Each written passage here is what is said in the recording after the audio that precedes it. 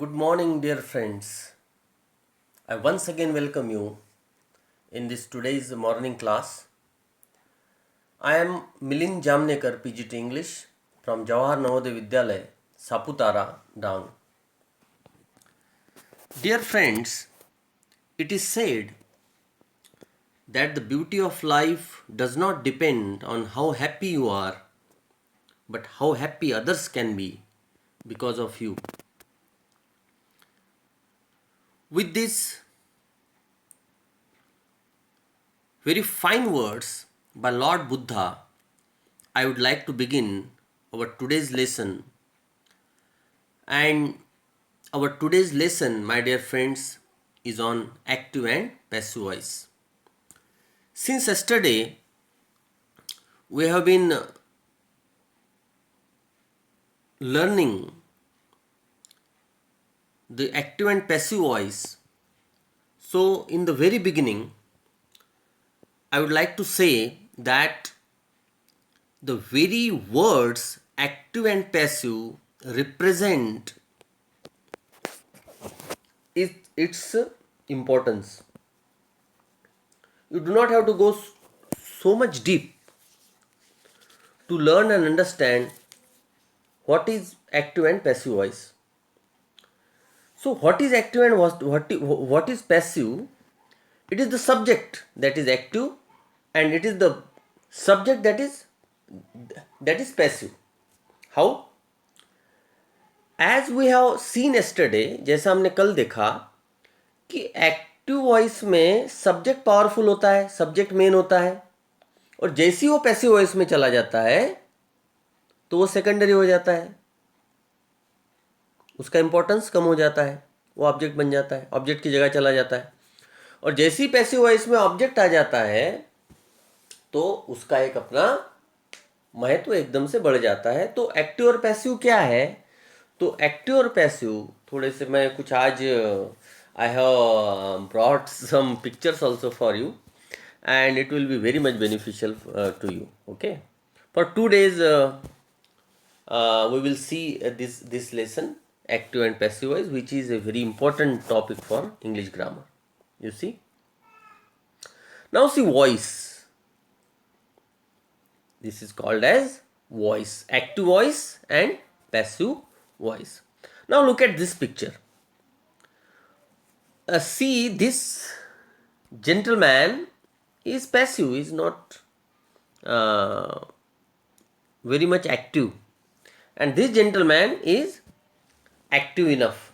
So something is active, something is passive. Passive means in the mood of rest, and active means in the mood of working something, in the mood of to work, in the mood to work something. So that is passive and active. So what is active and what is passive? Subject, the noun is active or the passive, the pronouns, the nouns. Yes. Now see, the very first thing in the active voice, the subject of the sentence does the action. Does का मतलब यहाँ पे confuse नहीं होना है. does यानी करना, does यानी करना, क्या करना, एक्शन जो करता है वो एक्टिव वॉइस में होता है, subject. For example, John painted the house last week. तो इसमें का जॉन जो है वो क्या है? जॉन सब्जेक्ट है, पेंटेड क्या है? वर्ब है, द हाउस क्या है? ऑब्जेक्ट है. बिल्कुल क्लियर. अब देखिए आगे बढ़ते हैं. पैसिव वॉइस में ये जॉन चला जाता है पीछे. ठीक, कैसे देखिए? The house was painted last week by John. हम यहाँ पे लिख लेंगे बाय जॉन, है ना, तो ये छूट गया थोड़ा, bye John. Okay. In the passive voice the subject of the sentence receives the action. तो वन इज एजेंट, जैसा हमने कल पढ़ा था इंपरेटिव सेंटेंस के पैसिव वॉइस पढ़ते समय. One is the receiver, sorry, one is the agent. In active voice, the agent is the receiver, and in passive voice, the object is the receiver. It means in the passive voice, the subject of the sentence receives the action, so it changes around. I once again tell, the house was painted by John last week. So the house is the subject.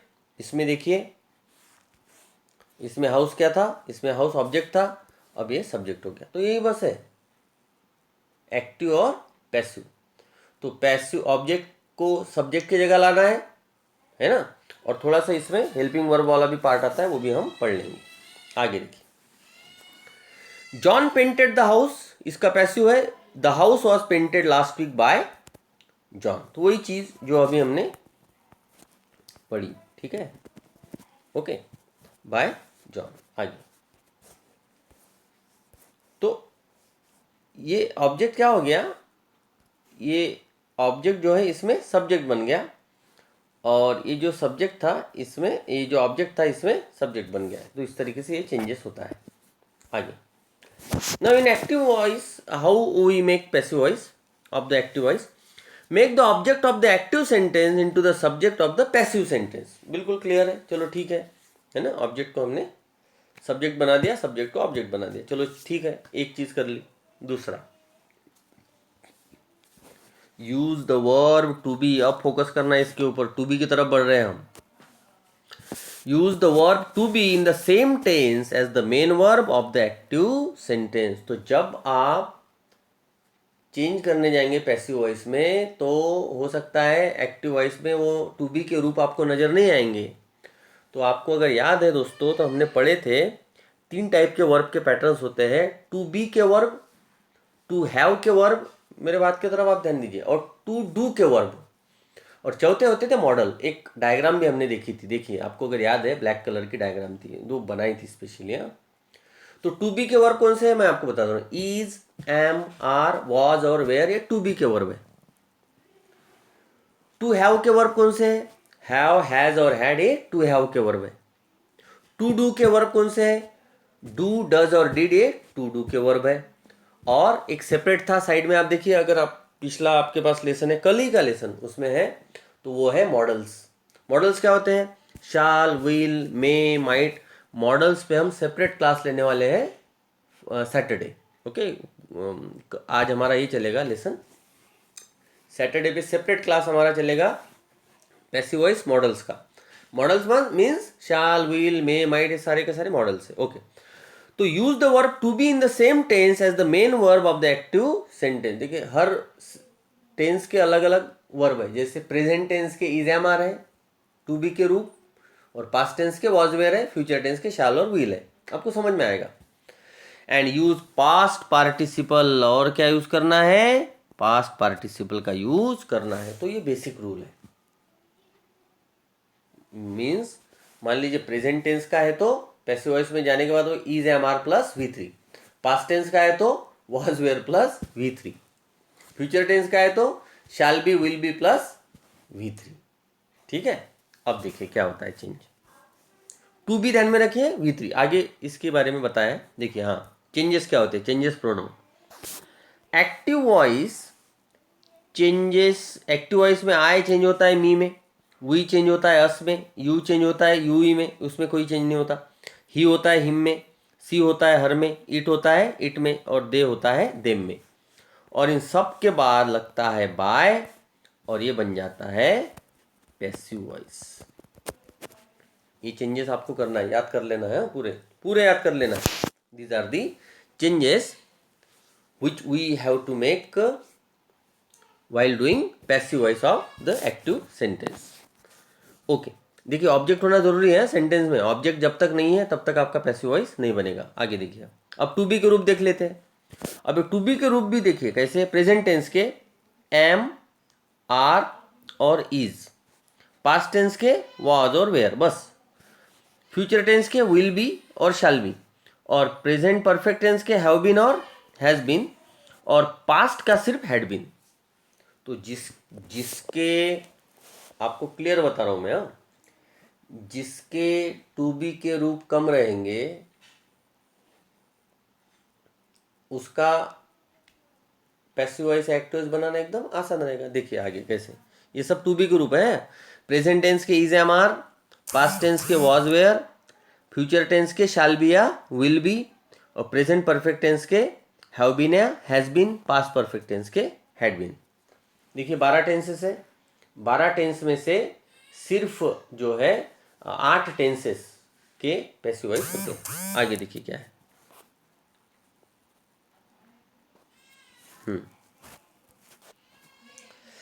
तो पहला simple present tense. Simple present tense का active voice है ना, ये simple present tense क्या होता है देखिए,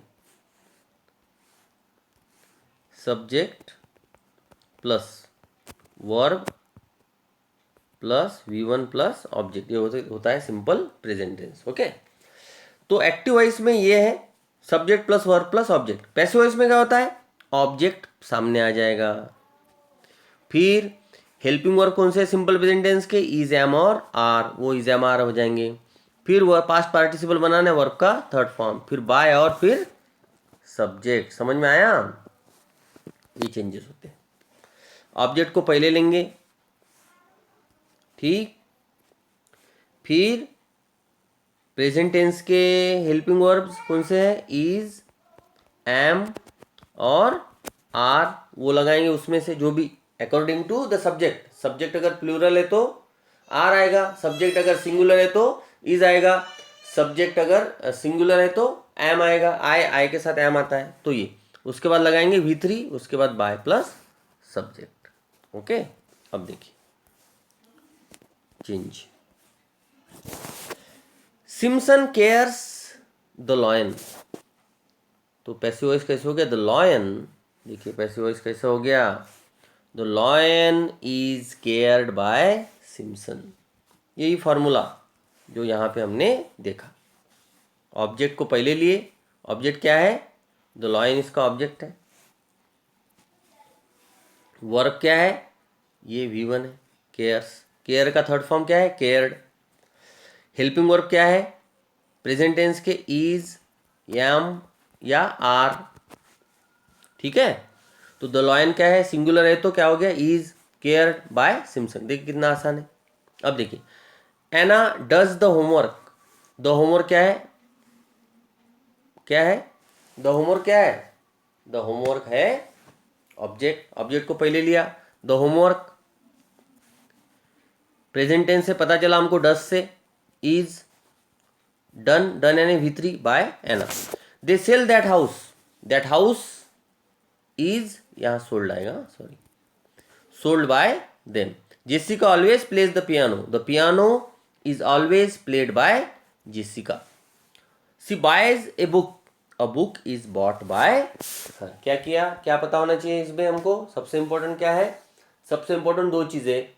ऑब्जेक्ट की जगह सब्जेक्ट तो आप ला लेंगे, कोई प्रॉब्लम नहीं, और सब्जेक्ट को ऑब्जेक्ट की जगह ले जाएंगे, बाय लगा के बना देंगे, चलो ठीक है। दो चीजें और इंपॉर्टेंट है, क्या, तीनों फॉर्म की जानकारी होनी चाहिए। We should know the 3 forms of at least all the verbs, सारे वर्ब के 3 फॉर्म्स हमको पता होनी चाहिए। हाँ, दूसरा टू बी के रूप होने चाहिए। मैं बार बार बता रहा हूँ, प्रेजेंट टेंस के टू बी के रूप है is am are, past tense के है वॉज वेयर, प्रेजेंट परफेक्ट के है have been has been, past perfect के है हैड बीन, फ्यूचर टेंस के शैल बी और विल बी। एकदम इजी, एकदम आसान। फिर से बता रहा हूँ, प्रेजेंट टेंस के is am are, past tense के was were, present perfect tense के हैव बीन और has been, past perfect tense के हैड बीन, फ्यूचर टेंस के शैल बी और विल बी।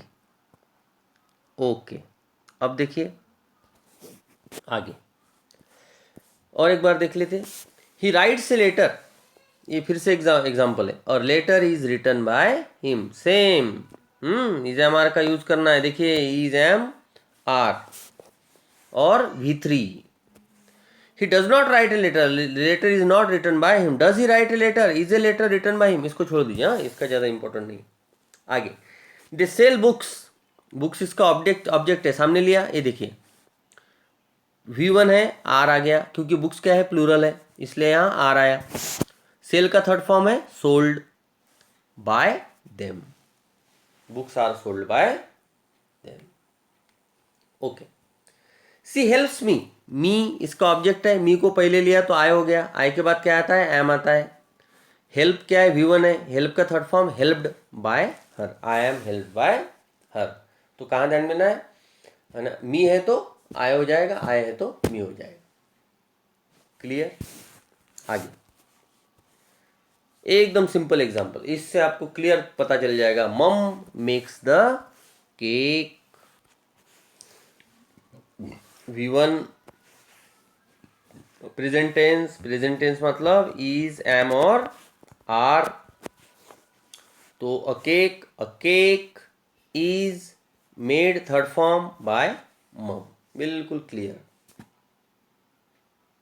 ओके, समझ में आया होगा?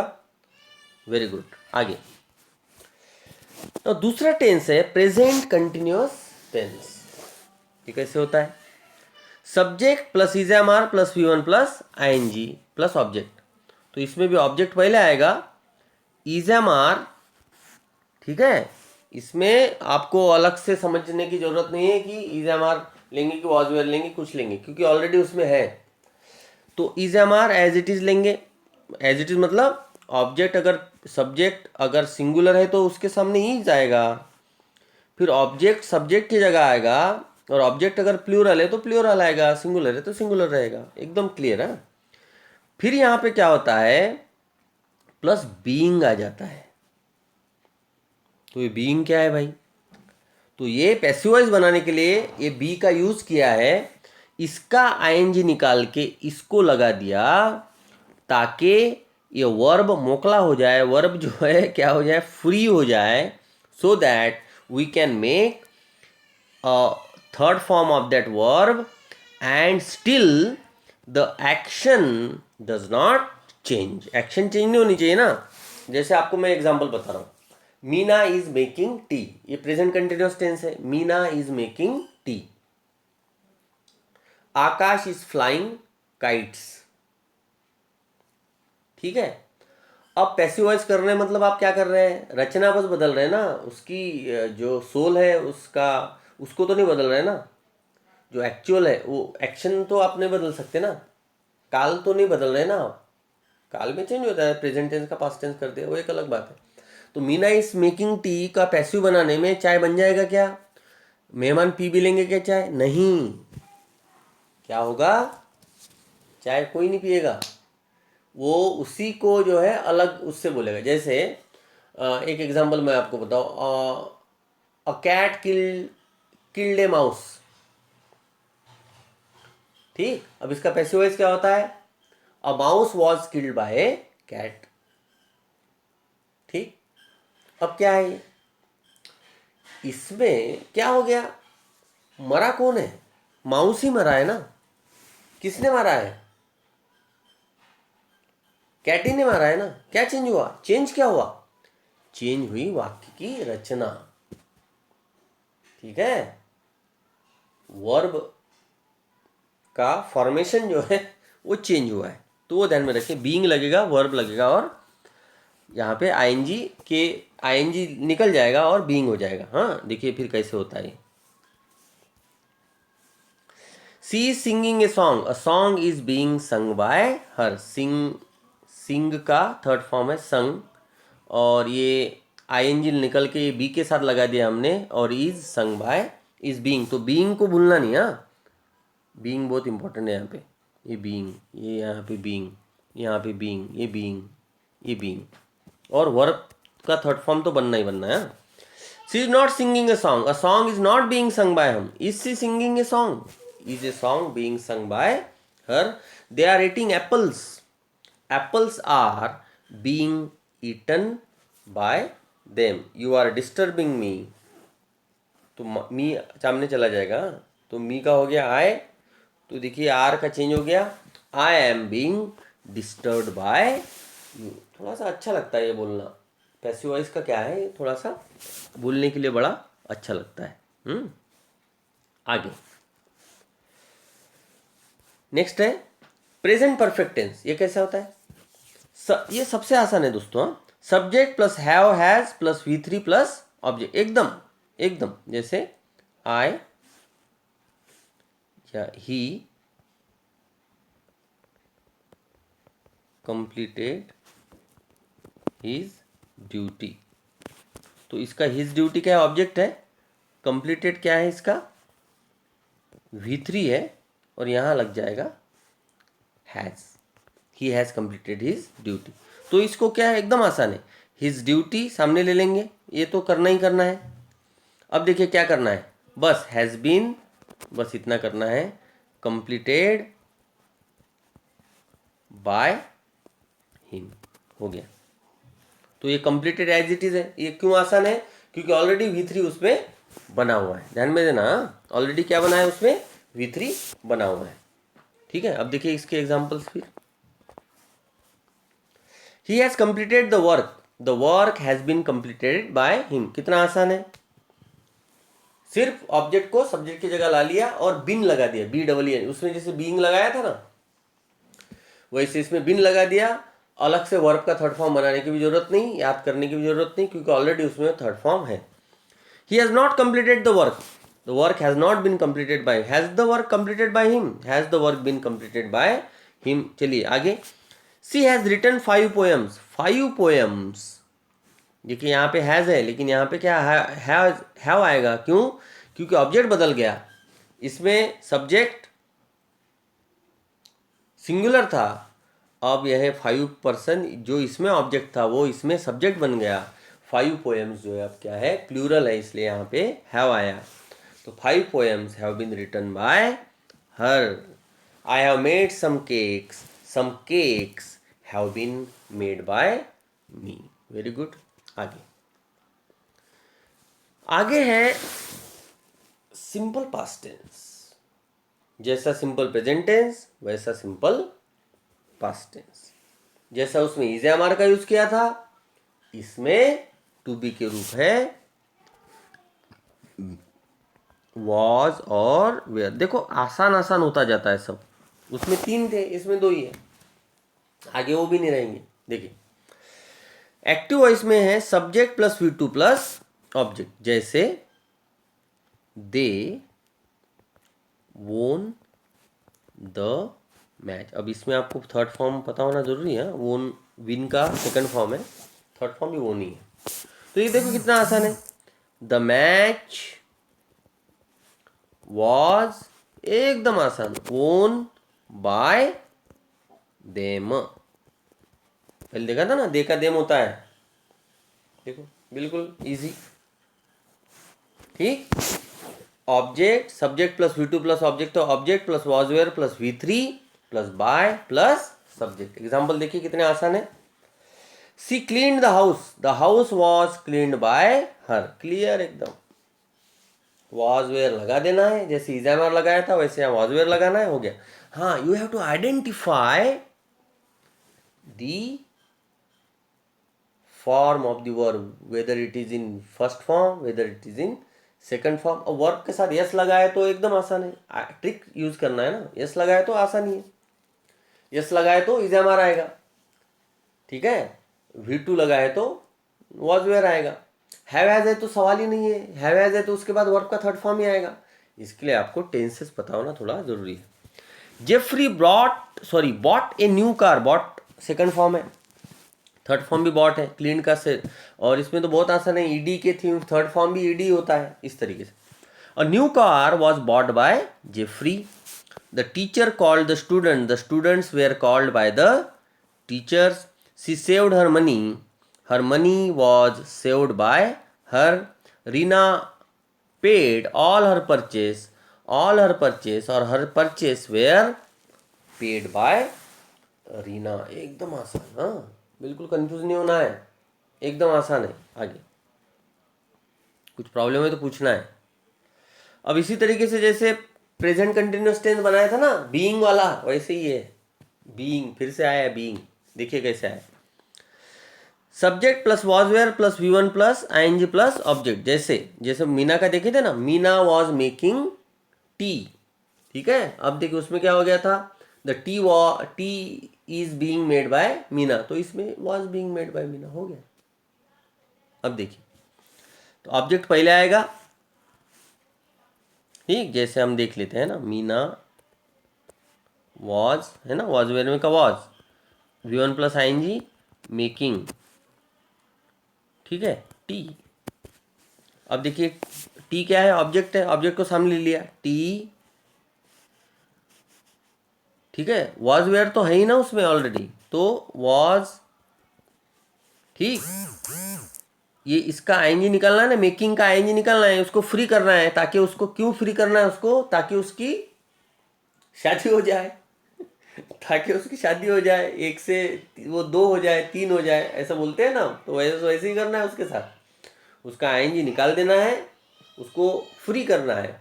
और काय के लिए फ्री करना है उसको, ताकि वो V3 बन जाए, एक से भले दो, दो से भले तीन, बोलते हैं ना, बस वो V3 हो जाए। तो वॉज, और ये आईएनजी निकाल के क्या करना है, यहाँ चिपका देना है बी के साथ। ये बी जो है ये ऐसी है, ये बी, बीन, ये सब जो है दूसरे के काम करने के लिए आते हैं। तो बीइंग, मेक का थर्ड फॉर्म मेड, किसने बनाया चाय, बाय, बना रही है, कौन बना रही है, मीना, हो गया, T was being made by Meena. Okay, अब देखिए एग्जाम्पल इसके, बड़े सुंदर से एग्जाम्पल, आपको मजा आएगा।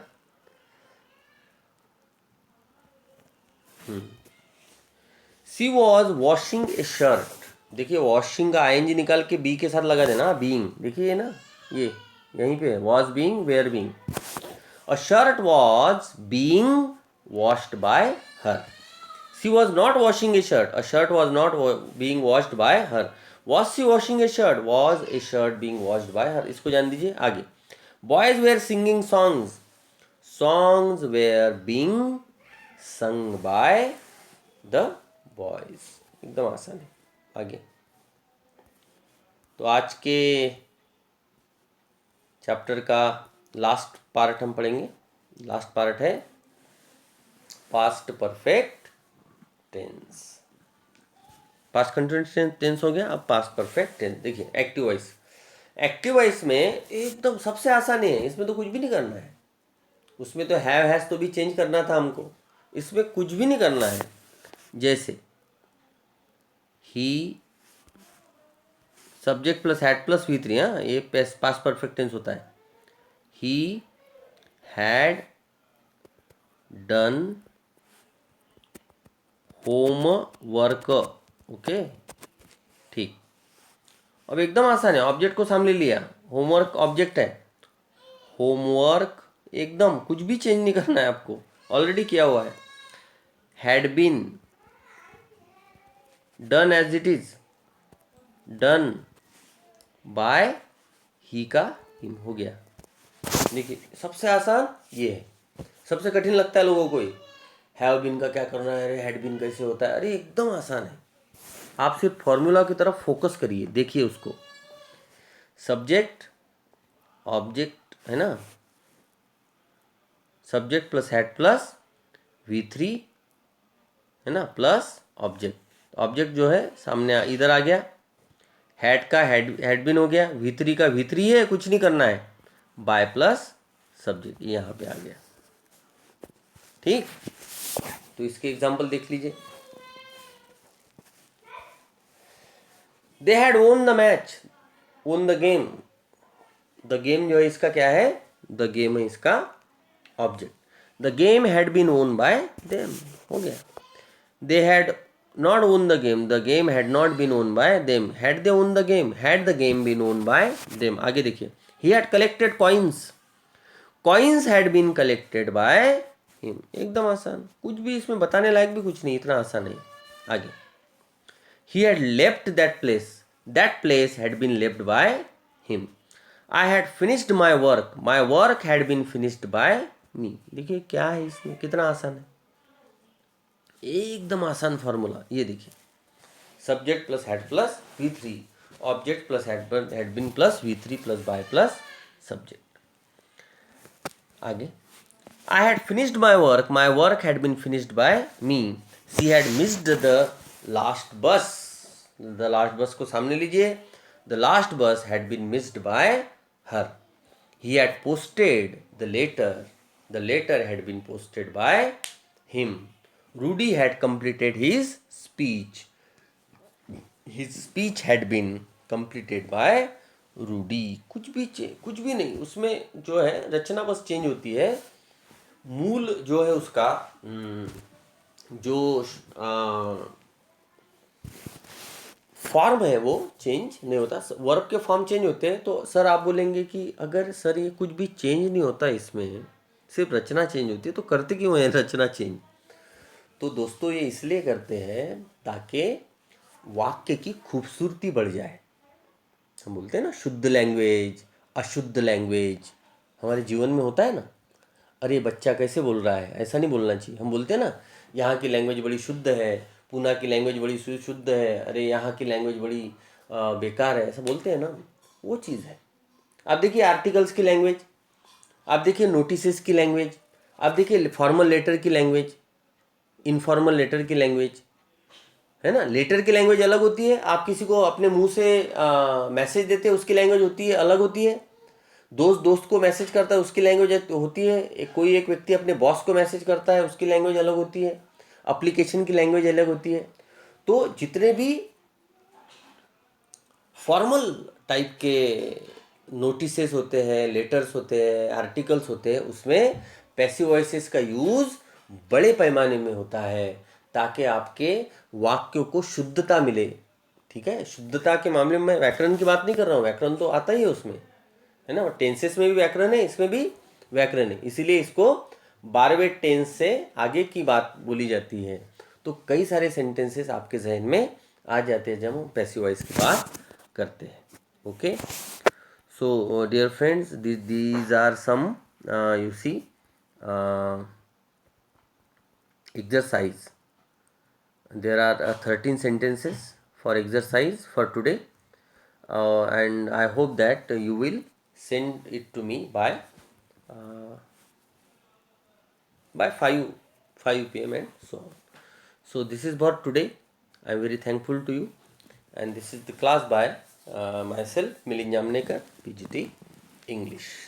Thank you. I hope along with my all the lessons, as you liked all my lessons, this lesson will also be a favorite of yours.